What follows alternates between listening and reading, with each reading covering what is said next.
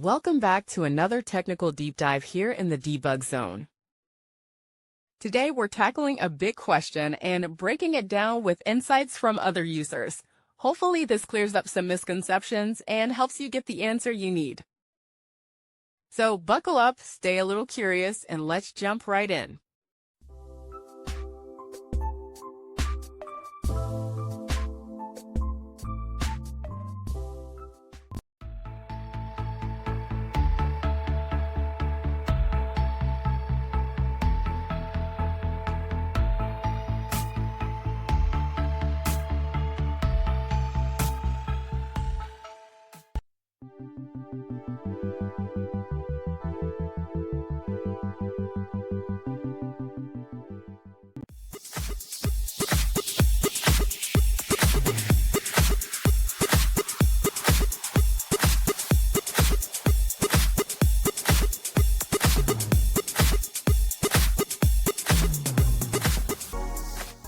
And that's a wrap.